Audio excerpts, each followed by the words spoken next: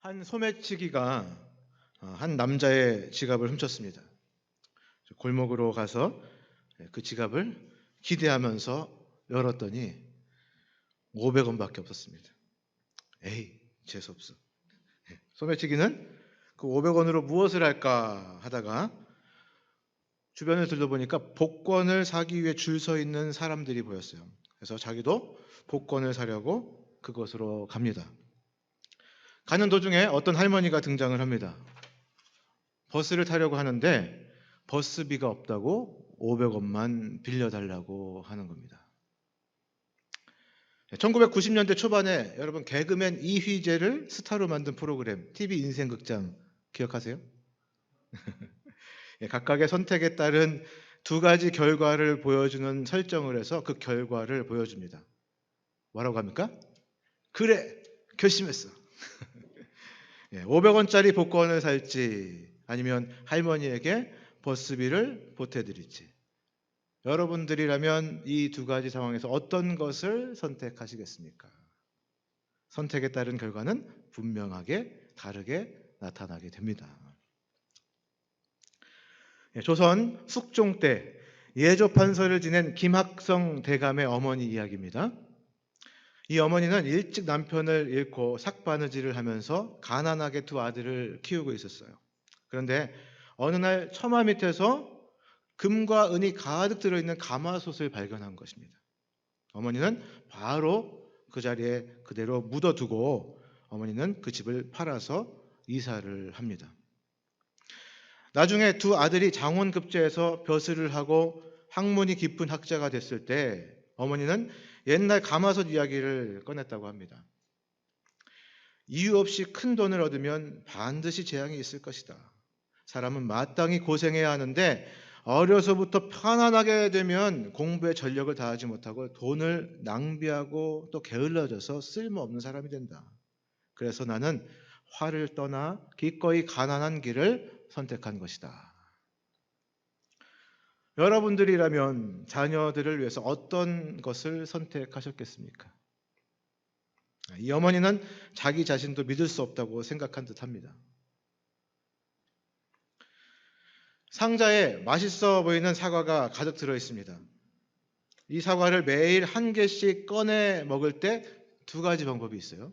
첫 번째는 가장 맛있어 보이는 것부터 꺼내 먹는 방법이고요. 두 번째는 반대로 가장 맛없어 보이는 사과부터 꺼내 먹는 것입니다. 여기에 누군가 그럴듯한 해설을 붙여놨는데 처음 방법대로 사과를 먹으면 한 상자를 다 먹을 때까지 매일 가장 맛있는 사과를 먹게 된다는 것이에요. 그러나 반대 방법은 매일 가장 맛없는 사과를 먹게 되는 셈이 된다고 합니다. 똑같은 사과지만 어떤 순서로 먹느냐에 따라서 체감이 극명하게 달라진다는 거죠. 그런데 다른 해석도 가능해요. 가장 맛있게 보이는 사과를 선택하는 첫 번째 방법은 역설적이게도 점점 맛없는 사과를 먹게 되는 것이고요. 어제보다 오늘, 오늘보다 내일 더 맛없어지는 사과를 먹는 것입니다. 하지만 두 번째 방법은 희망이 있어요. 최소한 내일은 오늘보다 더 맛있는 사과를 먹을 수 있다라는 것이죠. 여러분들은 어떤 방법으로 사과를 꺼내 먹고 싶으십니까? 두 번째요. 우리 삶의 대부분의 선택은 우리 마음가짐에 따라 달라질 수 있다라는 것이죠. 저와 여러분은 매일 살아가는 삶 가운데서 선택을 하면서 살아갑니다.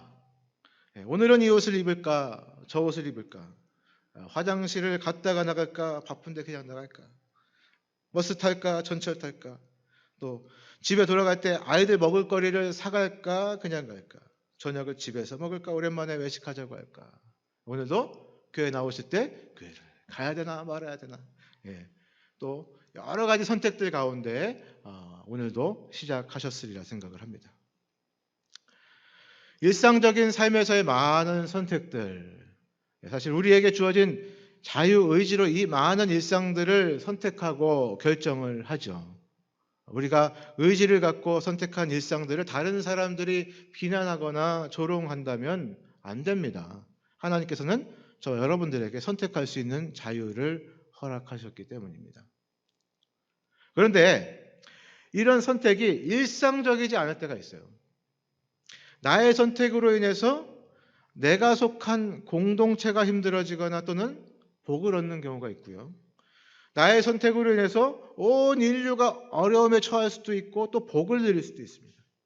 아담과 예수님이 그렇죠. 나의 한 번의 선택으로 인해서 이 땅에서의 복이나 저주뿐만이 아니라 영원한 세상에서의 복을 누릴 수 있거나 또 영원한 저주 속에서 지내야 하는 경우가 있다는 것입니다. 이런 선택을 내 인생의 중요한 선택이라 할 수 있습니다. 여러분, 사람들이 영향을 받고 내가 평생 영향받을 수 있는 내 인생의 중요한 선택의 기로에서 나는 어떤 선택의 기준을 가지고 있어야 하며 또 어떤 선택을 해야 할까? 오늘 우리가 함께 나눌 본문은 여호수아서의 마지막 24장 말씀입니다. 하나님과 사람들에게 검증된 위대한 지도자였던 모세 밑에서 지속적으로 훈련을 받았고 시시때때로 주어진 상황에서 올바른 선택을 해서 출애굽뿐만 아니라 가나안 정복의 마지막까지를 장식한 여호수아 장군. 그는 이스라엘의 명장, 최고의 지도자였으며 하나님의 사람으로 인정된 자였습니다. 이제 그가 죽기 직전에 그와 그의 가족의 마지막 가장 중요한 선택을 민족의 지도자들과 함께 나누고 있습니다. 인생 가운데 주어진 중요한 선택의 기로에서 여호수아는 어떤 기준을 갖고 선택을 했는지 내 인생의 중요한 선택의 기로에서라는 제목으로 여호수아의 선택의 기준을 함께 나누어 보도록 하겠습니다. 오늘 말씀은 우리 한빛침례교회 여호수아 김동현 집사님께서 선택하신 말씀입니다. 첫 번째입니다. 첫 번째, 하나님만 높이는 길을 선택해야 한다. 아멘. 하나님만 높이는 길을 선택해야 합니다. 14절 말씀입니다. 우리 함께 읽어볼 수 있을까요? 14절. 그러므로 시작. 그러므로 이제는 여호와를 경외하며 온전함과 진실함으로 그를 섬기라. 너희의 조상들의 강 저쪽과 애굽에서 섬기던 신들을 치워버리고 여호와만 섬기라. 아멘. 오늘 본문의 배경은 주전 1390년경 이스라엘 백성들이 가나안 땅을 차지해서 그 땅에 정착한 지 10년 정도가 흐른 뒤였습니다.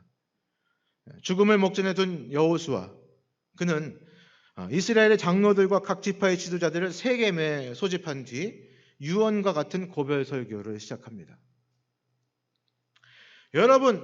여러분을 모두 이 자리에 부른 것은, 여호수아는 고별 설교를 하면서 모세가 죽기 전에 했던 것처럼 하나님의 언약을 재조명합니다. 하나님의 약속이 역사적으로 어떻게 시작됐고 어떻게 성취됐는가를 들려주기 시작합니다. 오랜 옛날 그들의 조상 아브라함의 아버지 데라가 유프라데스 강 저편에서 이방신들을 섬기며 살았지만 아브라함을 택하셔서 약속을 주셨고 그의 후손 이삭 또 그의 후손 야곱으로 이어진 이스라엘 민족의 시작과 함께 그들이 이집트에 지내면서 번성한 것을 회상합니다.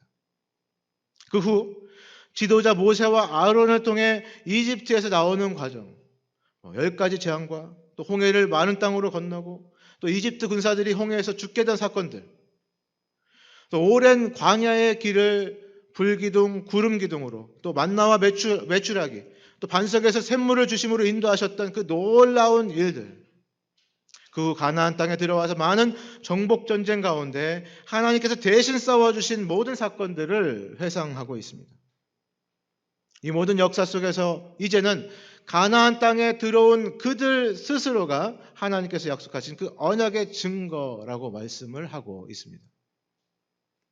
여호수아가 말합니다. 여러분, 주님을 섬기며 살아가되 진실한 마음으로 온전히 주님만을 받들고 그 말씀대로만 살아가십시오.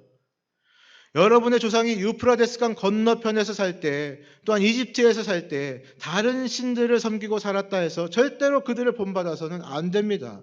나와 내 가족은 오직 주님만을 섬길 것입니다. 여기서 섬긴다는 것은 예배한다는 것입니다. 여호수아가 말한 그 하나님이 저와 여러분들을 창조하신 그 하나님이심을 믿으십니까? 아멘. 창조주 하나님께서는 아담이 하나님을 떠나기로 결정했을 때 아담의 영향으로 하나님을 떠나게 될 저와 여러분들까지 구원하시기 위한 계획을 세우세요.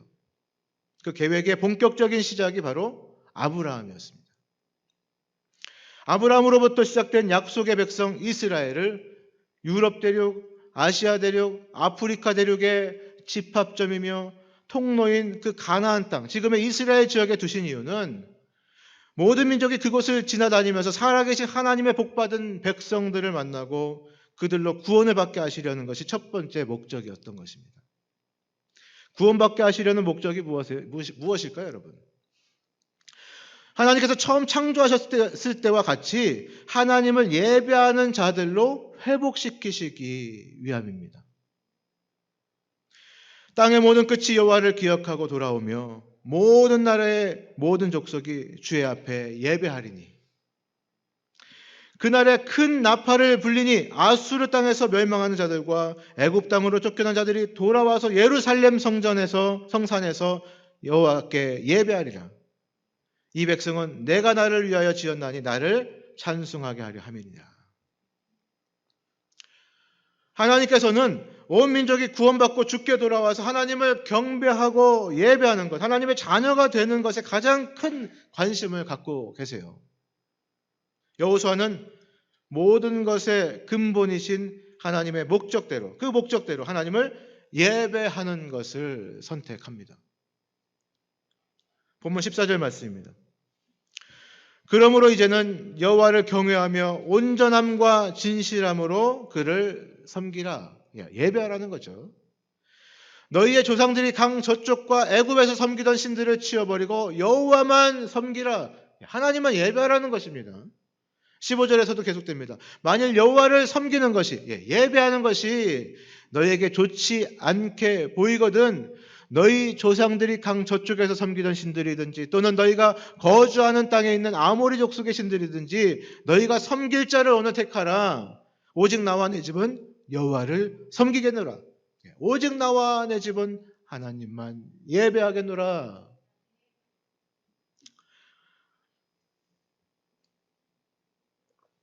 코로나 사태로 인해서 삶의 전반적으로 마비가 됐습니다.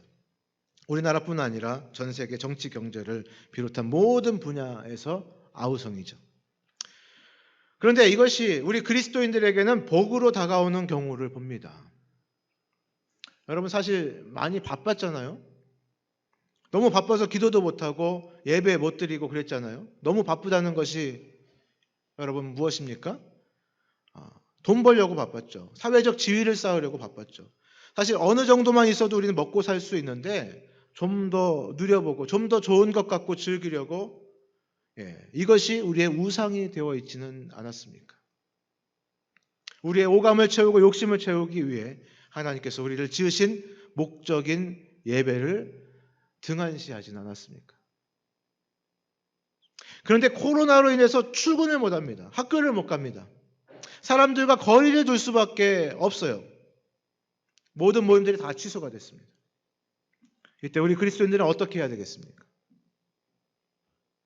물론 돈은 좀 없지만 답답하고 주눅들지만 하나님께서 지으신 목적대로 예배의 자리에 있어야 할 줄 믿습니다.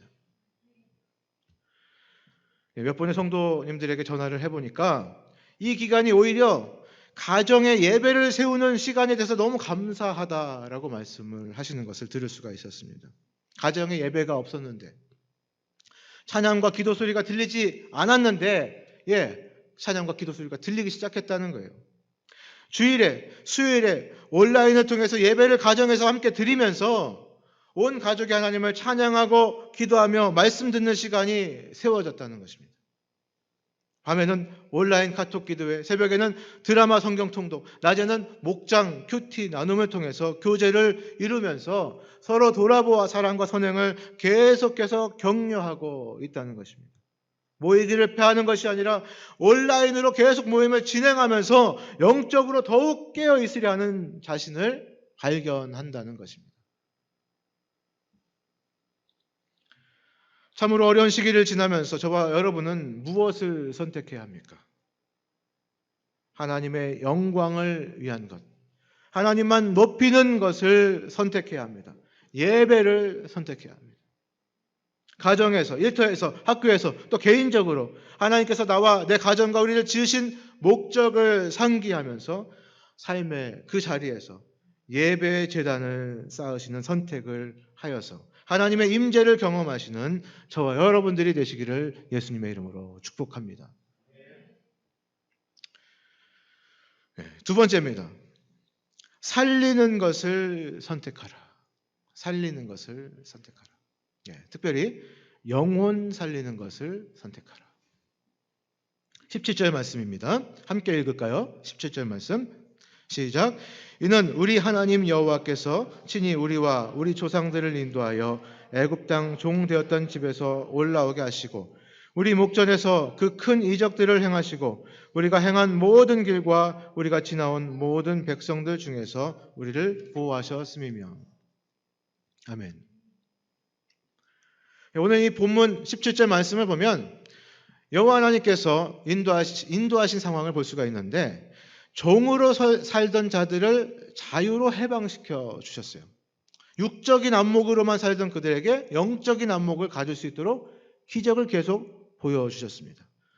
또한 모든 위험한 것들로부터 그 백성들을 보호해 주신 것을 17절 말씀을 통해서 볼 수가 있습니다.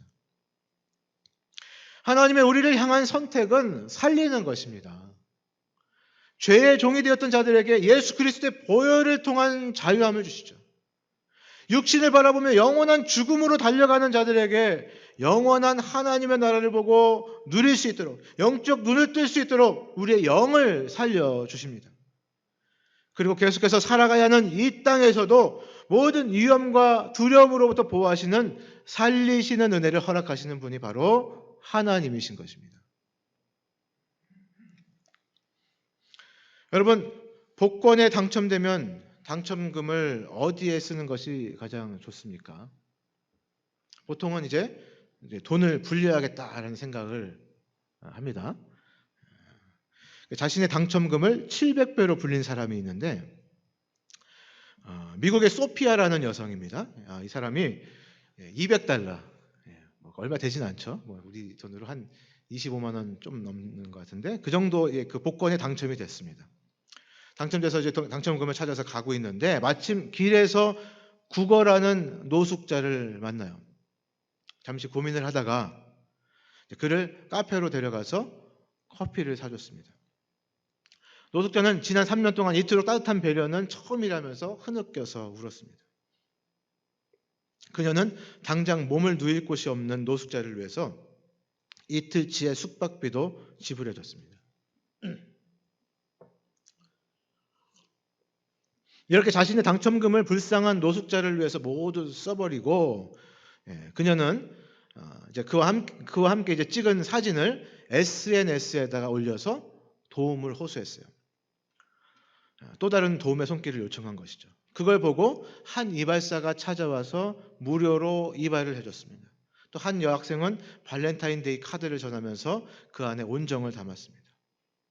절망에 빠져있던 노숙자는 새로운 희망을 찾았습니다. 이렇게 시작된 노숙자 돕기로 13,800달러의 후원금이 모였습니다.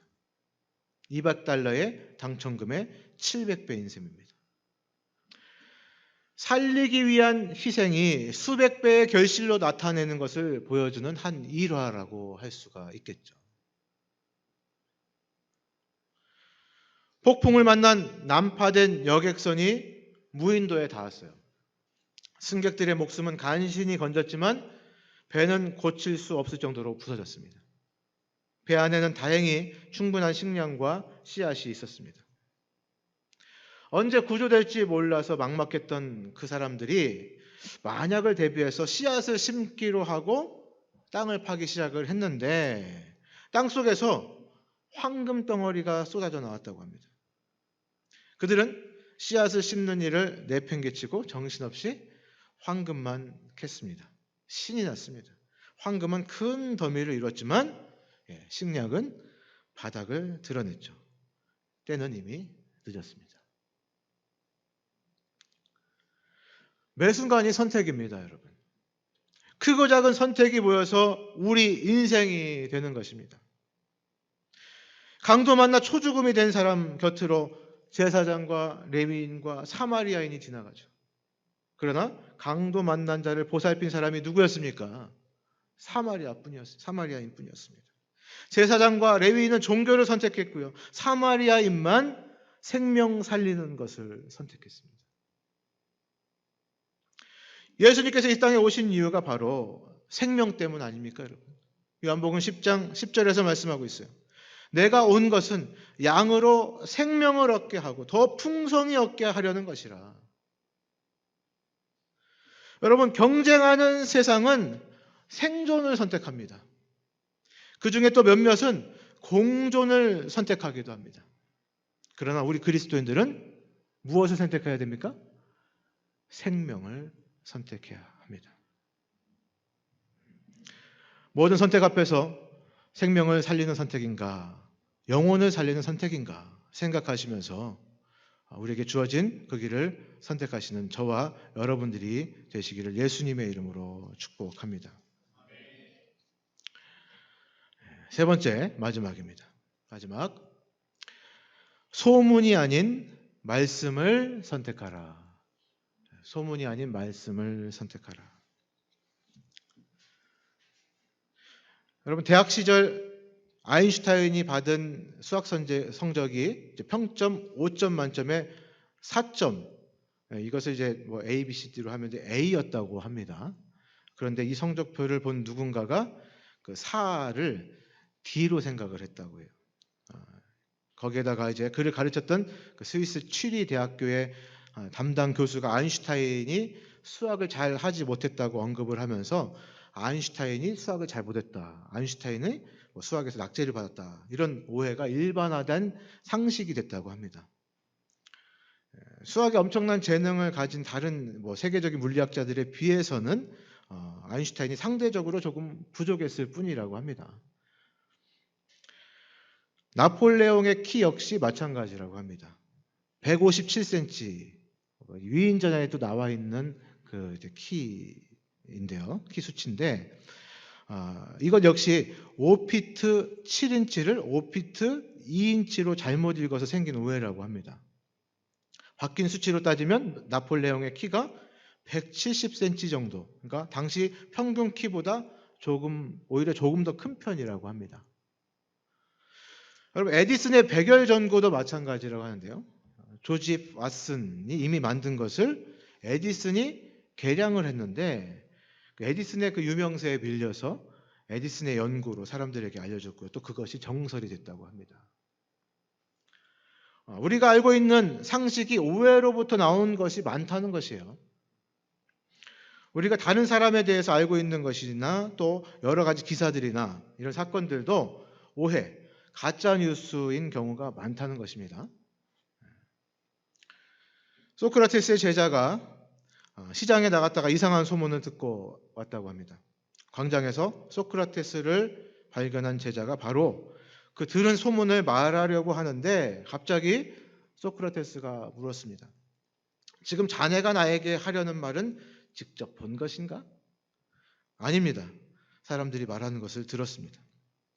그렇다면 분명한 사실이라고 믿을 근거가 있는가? 실은 제가 그 사람을 잘 몰라서 확신할 수는 없습니다. 그렇다면 혹시 나에 대한 이야기인가? 아니면 꼭 들어야 할 유익한 이야기인가? 그런 것은 아닙니다. 그렇다면 왜 그 이야기를 나에게 하려고 하나? 내가 아무 쓸모없는 이야기를 듣느라 왜 시간을 허비해야 한단 말인가? 오늘 본문의 15절 상반절을 보면 만일 여호와를 섬기는 것이 너희에게 좋지 않게 보이거든 너희 조상들이 강 저쪽에서 섬기던 신이든지 또는 너희가 거주하는 땅에 있는 아모리 족속의 신들이든지 너희가 섬길 자를 오늘 택하라 라고 말씀을 하고 있습니다. 이방 신들을 섬기는 사람들의 목적이 무엇일까요, 여러분? 우상을 섬기는 사람들의 목적이 무엇입니까? 비나이다, 비나이다. 내 재산 불어나고 내 자녀 잘 되고 유명해지고 권력 얻고 이 세상에서 잘 되기 위한 것이 우상을 섬기는 목적이 아닐까요, 여러분?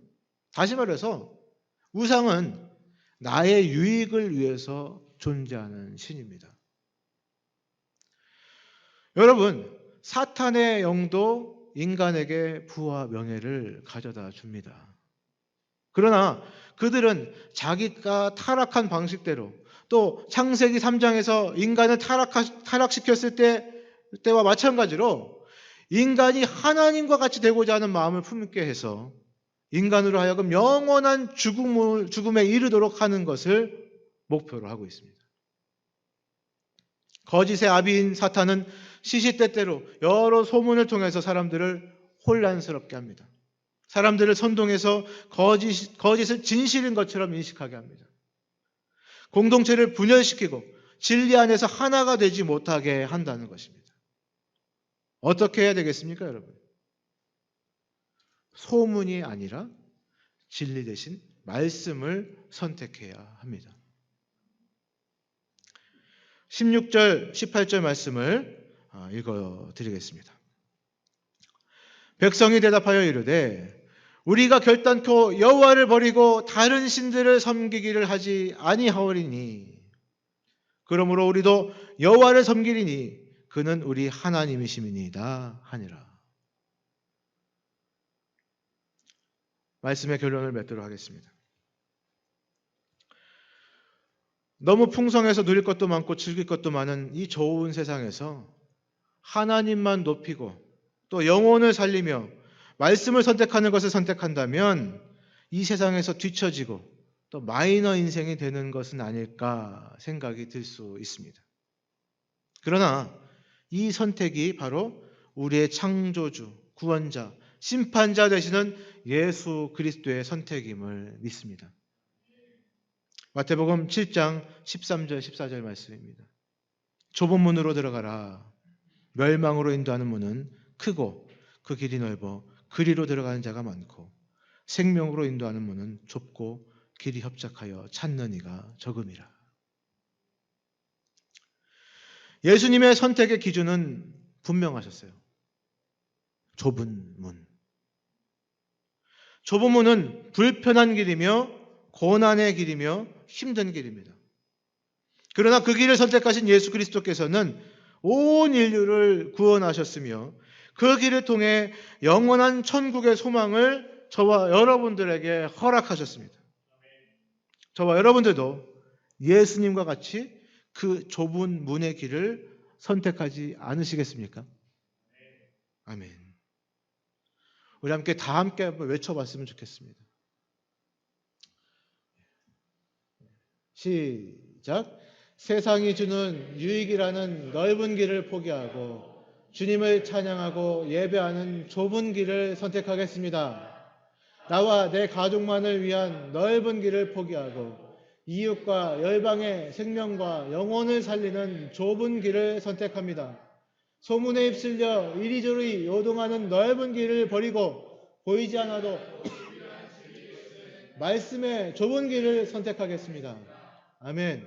우리 다 같이 일어나셔서 함께 오직 믿음으로 찬송을 함께 부르시면서 하나님 앞에 간절히 우리의 마음을 올려드리도록 하겠습니다.